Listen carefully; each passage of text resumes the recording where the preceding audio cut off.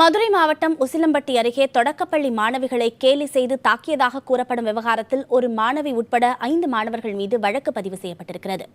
இவ்விவகாரத்தில் புகாருக்குள்ளான தொடக்கப்பள்ளி மாணவர்கள் 5 பேர் மீது கடுமையான பிரிவுகளின் கீழ் வழக்கு பதிவு செய்யப்பட்டிருப்பதாக குற்றச்சாட்டு எழுந்துள்ளது.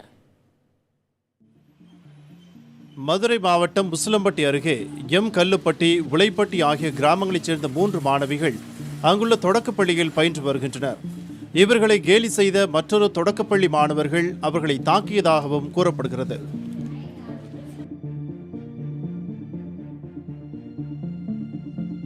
ரூமுக்குள்ளே போய் வச்சு அன்னைக்கு எங்கள் அப்பா அன்னைக்கு ஒன்று எங்களுக்கு கிண்டல் பண்ண எங்கள் அப்பாவை கூப்பிட்டு வந்தேன்.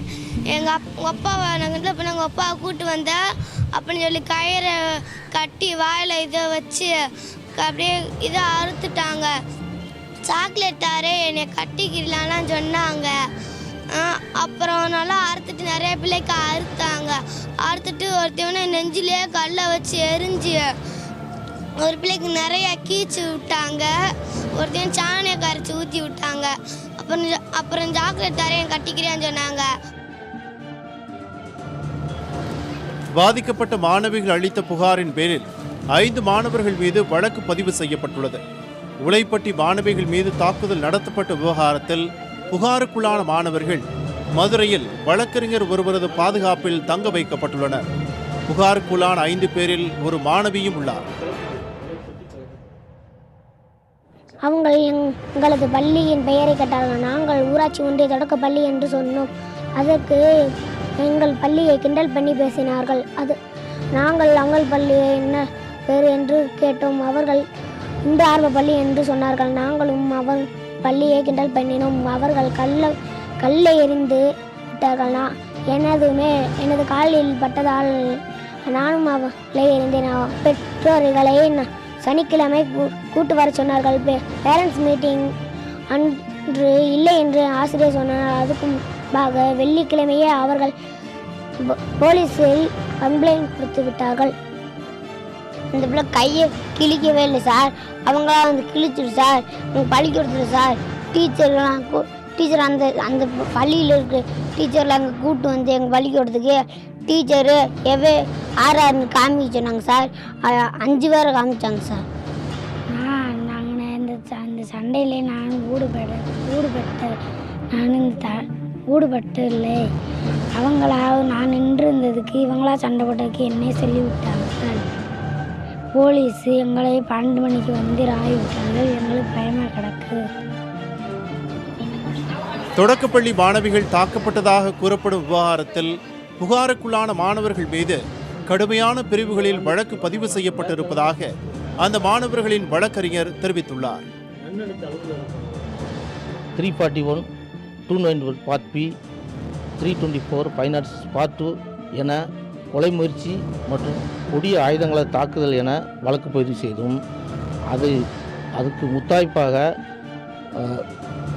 குழந்தைகளை பாலியல் குற்றங்களிலிருந்து பாதுகாக்கும் சட்டம் 2012 படி 9, 11, 12 ஆகிய பிரிவின்கள் கடுமையான பிரிவின்கள் வழக்கு பதிவு செய்துள்ளனர். இந்த பிரிவுகள் படி பார்த்தால் குழந்தைகளை பாதுகாக்கும் பாலியல் தொல்லையிலிருந்து பாதுகாக்கும் சட்டமானது குழந்தைகள் மீது ஏவப்பட்டுள்ளது.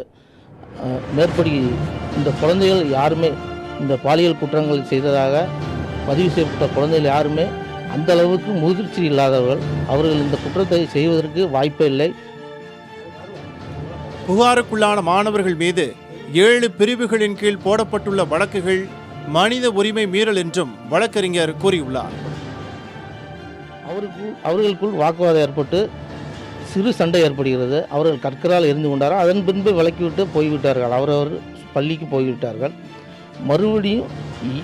மறுபடியும் அவர்கள் பெற்றோர்கள், அந்த குழந்தையின் பெற்றோர்கள் மறுபடியும் வந்து மாலை வந்து அவர்கள் மீது போலீஸ் நிலையத்தில் பொய்யாக புகார் செய்துள்ளனர். அதன் அடிப்படையில் இந்த வழக்கு பதிவு செய்யப்பட்டுள்ளது. சிறுவர்களை காப்பதற்கு தான், சிறுவர் சிறுமிகளை பாலியல் தொல்லையிலிருந்து காப்பதற்கு தான் இந்த சட்டம் கொண்டு வரப்பட்டது. ஆனால் இந்த சட்டத்தை